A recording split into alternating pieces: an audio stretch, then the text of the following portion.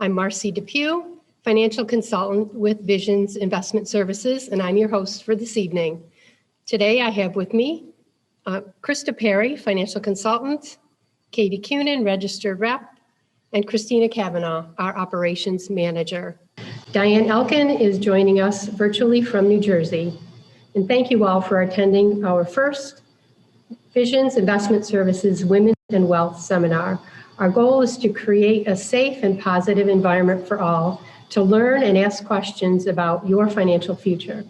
Whether it's with investing or financial services, this program is designed for women in any stage of life. Our hope is to continue with these series of seminars and workshops to educate, empower, and help women. I'd now like to introduce Tracy D'Angelo with Bright House Financial, who will be presenting our seminar today. Plan to be prepared for your financial future. Tracy, sending it over to you. Good evening, everybody. I hope you're having a nice evening. I just wanted to start out by thanking you for taking time out of your busy schedule to be here to see this seminar, Plan to be prepared for your financial future. And seeing as we're taking time out of your personal time, why don't we go ahead and start the seminar. Women today, we are a force to be reckoned with. If you take a look at our demographics, we now own 12.3 million of firms responsible for generating over $2 trillion in revenue. What an impact to today's economy. We also control over half of the private assets in the United States. And I'm sure none of us here are surprised by this, but we are also responsible for 80% of all the purchases. I know in my household, when we're making critical decisions, whether it's something for my husband, something for me, something for the children, we always consult with each other, but generally speaking, I usually have the last say. So when we see that we are responsible for the purchases, that drives our economy even further. We're also getting information from the Department of Higher Education that women are earning 57% of all the bachelor degrees out there, 60% of the master's degree, and 52% of all the doctoral degrees that are given. So if you think about that, we have come a long way. And it's very important for us to think about ourselves now and make sure that we're prepared for our financial future. Women in all seasons, whether you are at the height of your career or you're a stay-at-home mom, which by the way, I tested during COVID, not a fun job, whether you are a baby boomer, a millennial, a Gen Xer, whether you are single, married, divorced, widowed, our financial future is dependent on us putting together a plan because we are going to face strategic challenges in our future. Different life transitions bring all types of different financial decisions. It is important that during those decisions, we make those decisions with intention. And it might also be important to have some help along with it. Some of those changes that we have in life are jobs, marriage, retirement, divorce, or death. A financial professional can help us with retirement accounts, with discussing financial goals and setting estate planning needs for either a new couple or a divorced couple. Looking at retirement and figuring out what exactly are our expectations, what age, what's the lifestyle we expect to live, what's the Social Security and how will that impact our retirement. They'll help us organize our retirement benefits, both from Social Security and from current employers and even from previous employers. And in reference to death and divorce, they can help us consolidate our information, do title changes on accounts, and help us put together a plan, whether it's short-term or long-term. So with that said, I'm sure it's no surprise to everybody here on this call that women will face different challenges. Doesn't matter what the magic 8 ball says, there are a lot of things that are going to come our way and we need to be prepared for it. So we're going to talk about the financial challenges that face us women, setting goals, organizing our finances, and prepare for the unknowns. As the quote says, good fortune is what happens when opportunity meets with planning.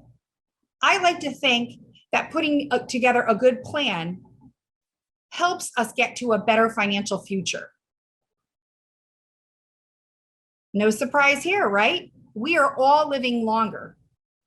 And since generally speaking, most women outlive men, women are living longer.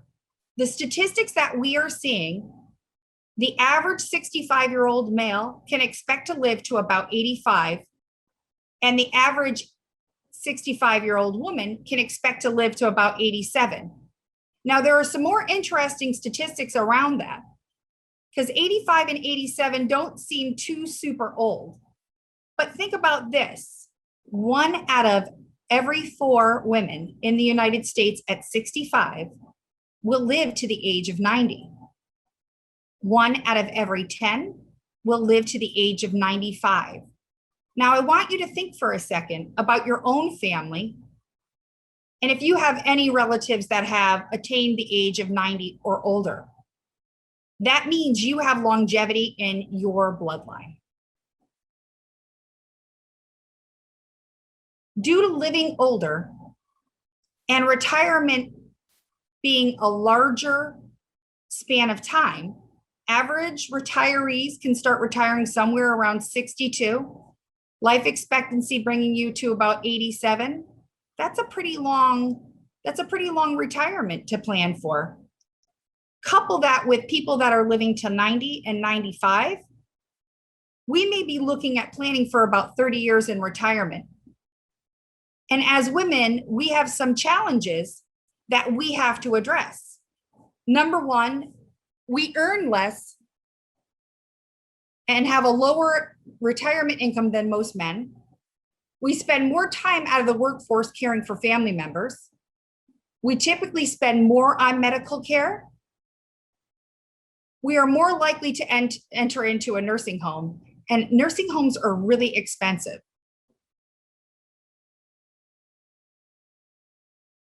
And to couple that, some sobering statistics, because we're moms, because we're women, 84% of the baby boomer women out there are still supporting their adult children, still helping the next generation to become successful. According to the Financial Advisor magazine, there are over 11 million widows in the United States. And the sad thing is, on average, most of those women became a widow their first time at age 59. So that basically tells us that we are going to be in control of our own assets the older we get, and we need to be prepared for that. When we talk about women in the workforce, how is our experience different? How have we been treated differently historically? So if you take a look at a man and a woman entering the workforce, having the same relative education, same profession chosen, and about the same time or same age getting into the workforce, they make relatively the same amount of money. But as time goes on, there are gaps that get greater and greater. Some of those gaps are in response to us leaving the workforce to either have children or take care of elderly family members. But those gaps contribute to our retirement dollars at the end.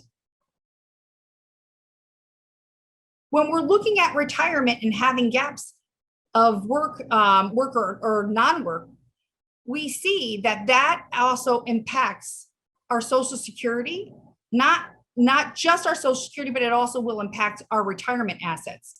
So if you take a look, women spending more time out of the workforce, about 2 out of 3 caregivers are women. And that impacts the dollar, that impacts the wallet. Total lost wages and Social Security benefits on average of about $350,000. So the average woman can expect to be out of the workforce for around 12 years. That does, at the end of the day, impact what our financial plan is and how do we get there. We're also less likely to participate in pension plans.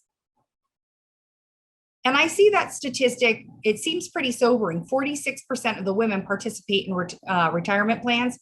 This may be a higher percentage than we expect due to the fact that most newer companies do not necessarily offer pension plans right now. We're seeing that pension plans not necessarily be the retirement plan of choice for newer companies. So we're seeing a lower election rate to participate in a pension plan. We also may see women entering the workforce, and when they get back into the workforce, they may be taking a part-time position versus a full-time position. And generally speaking, pensions are not normally offered to part-time positions. But this will also impact your ability to retire and or the plan. And where does the money come from? So now we've talked a little bit about retirement. Let's really think about what is retirement, what do we expect out of it, and how do we plan for it? Women's lower work earnings lead to lower Social Security benefits in retirement. So on average, just as we said before, either getting into the workforce late or taking time off will lower our overall Social Security benefits. On average, you need about 40 calendar quarters, which is almost 10 years of Social Security contributions.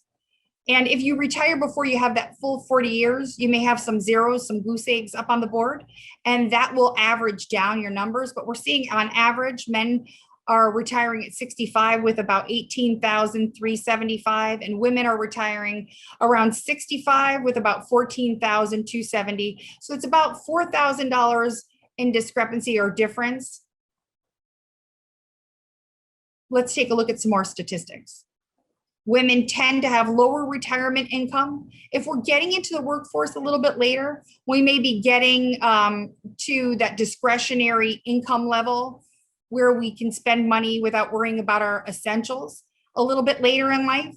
So we might not be putting away as much. So when you look at an average man, he's retiring with the ability to drive about $27,000 in retirement income per year. And then a woman at 65, it's about 16,000. But there are more options for us. We can drive more investments. We can drive more returns. We just have to have a good plan to put in place. One of the other pitfalls is that we experience higher medical costs than men. And I think that that's pretty simple to figure out. If we live longer, we're going to have more medical issues. More medical issues will create more need for healthcare, which will cost us more money. We will also see the need probably for a nursing home or having to be prepared for choosing some type of facility that we can get help at as we get older. As I said before, we are more likely to enter a nursing home. If you take a look at the demographics of most people in a nursing home, you're looking at about 70% are women and about 30% are men. The average person to enter a retirement home is about 80 years old. So that makes about sense. If the average life expectancy of a male is about 85 and women live 87, 90, 95, we can expect that number. That kind of makes a lot of sense. So it becomes even more important that we put together a plan and we know what our wishes are and where we want to go and start looking at what our options are. And I would say that that probably takes place somewhere in your mid to late 70s. Part of putting together a plan is organizing your finances and knowing where you stand now and knowing how or what your plan is to get to the end game. So when we talk about setting goals and organizing our finances, this is the fun part about putting together a plan. This is where all of those challenges, although they are not necessarily set in stone and there's something that we're going to experience, but this is where we get to dream. This is where we get to ponder and we think about what do we want our retirement to look like. And this is where you can put together a really specific plan. Now, keep in mind, many of my counterparts like to talk about setting goals, using the word SMART, putting together SMART goals. So be specific, be measurable, make sure the goals are attainable, realistic, and timely. So some of the questions that we need to consider is, what is your goal? Do you want to work till you're 62? Do you want to work till you're 65? Do you want to own your own business and work as long as you can? What is your goal? How long will it take you? Well, I am at point A right now, and I need to be at point Z in 20 years, 30 years, 40 years, whatever that timeline is, and know what that timeline is. What are those goals and how do they impact that timeline? What is important? Is it important that I get to retire? I apologize, guys, I didn't say this before, but I live in Connecticut. So is it important that I retire to a very expensive state with a lot of taxes to stay close to my family? Or do I want to retire and go someplace down south where it might be a little less expensive? Do I want to stay in my home? Do I want to go to a facility? So some of these things we have to kind of hash out and figure out what's important. And then we have to find out, well, what will it cost? What is the cost of that? What if I do sell my home here in Connecticut and I decide that I want to move to Charlotte or I want to move to Florida? What if I want to move to Aruba? What's the cost? And how do I get there other than an airplane? So that's the setting goals and being specific, measurable, attainable, realistic, and timely. Now we really want to think about today and the future. Think about what you have for savings and assets. Think about, what are your debts and liabilities? Are those savings and assets meant for retirement? Are they meant for something else? Do you have children that you're still putting through college? Do you have a wedding to plan for, either for yourself or for a child? The debts and liabilities that you have now, are they things that you will carry into retirement? Is it a mortgage? Do you want a new car? Do you own a boat? So you have to think about what your savings and assets, your debts and liabilities, and how they were going to evolve over time. And then we need to think about, what's your future income status like for retirement? What does your retirement look like, and where is the money going to come for that? Is it going to be Social Securities, private investments, 401k, 403bs? Are you fortunate enough to have a pension plan? We'll start to look at those and put those down on paper. We're going to look at, how much income do you need now? How much can you save out of that income that you need now? And how much will you need in retirement? We'll look at your expenses. Look at what you have for essential expenses and discretionary. So the essential is your electricity, your heat, your food, your mortgage. It may even be your car, depending on where you live. Of course, in upstate New York and probably down here in Connecticut, a car is essential. And then there's the discretionary. Do I golf once a week? Do I want to get my nails done? Do I want my hair to be done? Do I want to get my car washed once a week and have somebody wax it? Though the discretionary things that we spend money on. Do we need new clothes? Are we, what type of profession are we in? Do we need to wear suits? So that's where we start to look at our expenses. What do they look like now? What will they look like in retirement? And the most important thing is as we go through this journey and we think about today and we think about our future, this will give you the confidence to put together a plan. And if you take a look, the quote says, confidence and courage come through preparation and practice. So the more we prepare, the more we know where we're going and how we're going to get there, the better we will be at the end of the journey. And I had mentioned this afternoon's seminar. It's funny, I remember when we were younger taking a trip, my father would go to AAA and he would get a trip tip. I don't know if anybody remembers these things, but they were a booklet. And you flip the page. So if you started out in Connecticut and jumped on 90, you got up to Massachusetts, you stayed on 90, you get over to New York, you stayed on 87, you went from 87 to 90, but you'd flip the book and it basically told you where you were going. And if you decided to defer from where you were going, if you were going to take a stop, if you opened it up, there was another map inside of the local area. So putting together a plan shouldn't be scary. It shouldn't force you to do something that you don't want to do and make it not fun.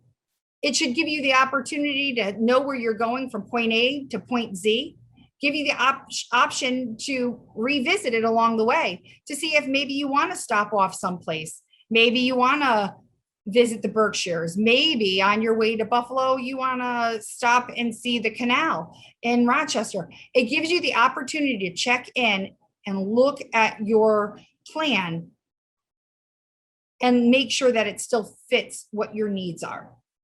So that's thinking about today and the future.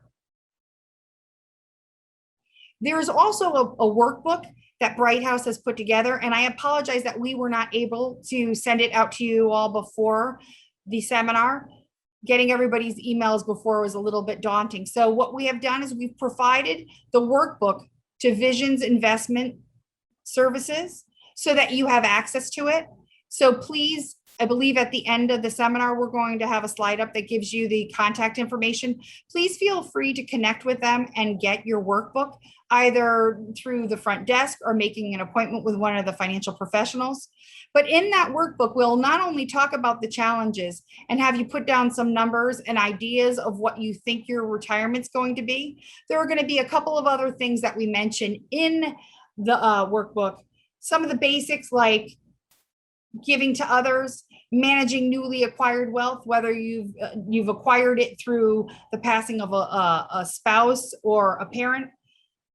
Investing, how are we currently investing? Did the pandemic and the dip in the market in March impact how are you currently invested across the market? Taking care of your family. You know, if you were like me, I'm a little bit of an older mom. I had my first child at 38 and my second at 42. God kind of surprised me. I thought we weren't going to have children. And just as I was booking a 2-week trip to Egypt, my neighbor at the time founded the oldest living written language in Egypt. He's at Yale as a professor and had invited my husband and I along on a dig. And when I went to the doctor and said, I need to be inoculated, I'm going to be traveling, I had already booked the tickets. And he said, is there a possibility you could be pregnant? And I said, well, no, not unless God is giving me a super funny joke. And he sent me for a test. And sure enough, at 38, I had my first child, and 42, I had my second. So there's a good chance that taking care of my family may go a little bit later into or keep me working a little bit longer in my working years. I probably will not retire until 65, and that's kind of painful. It also will go over record keeping and storing your financial documents, how to keep track of those, make sure that there's someplace easy for you to access. If God forbid something ever happens and there's a change to your plan, somebody passes away unexpectedly, one of the few things that we could definitely help you, not one of the few, but one of the important things that we can help you with is always updating beneficiaries. But the quicker and the easier it is for you to get to those records, the better off we are. So the nice thing about this workbook is it keeps it all in one spot. We talk about preparing for the unknown. So we've talked about the challenges, we've talked about planning. Now let's talk a little bit about the unknowns that we might encounter. We all know life happens. I'm not sure if any of you ever seen the bib that says spit happens. Well, it happens, and it happens frequently. And usually if it happens, we're probably not prepared for it. And if we're prepared for it, thank God. So life happens. We want to make sure in this workbook, you know who you expect or who you want to help you in an unexpected situation. So you have your emergency contacts, you know who they are, you have it stated. We want to know if you have, not we, but it'll be planning for you. You want to know if you have a plan for those emergencies. What is the plan? Do you have money? Do you have names? Is there backup? So you have that information all in one spot. What if you live longer than expected? Well, hooray, right? I don't know anybody who wants to go to the grave quicker. This is awesome. If we live longer than expected, what is our plan? What do we do? We also want to look at who are your family and friends, and are they prepared to help you if you become disabled or die unexpectedly? I will tell you a sad story. My dad died very well. I don't want to say unexpectedly. The sickness was unexpected, but my dad died at 64 years old, and none of us were prepared. We did not know his wishes. There were three women sitting, three daughters, and my stepmother, all sitting in a room trying to figure out what he would have wanted being in the situation that he was. And I will tell you, as I'm sure you know, it was really hard for all three of us to come to a consensus. So make sure that whoever you leave in charge, that they know what your wishes are financially, health-wise, personally, so that they're not playing that guessing game. Remember, by failing to prepare, you prepare to fail. So if you can get all that information together, that really helps with the life happens. And at the very end, we've got a checklist. What is our checklist? Do you know somebody who you would consider is your advisor? Who are your advisors in your life?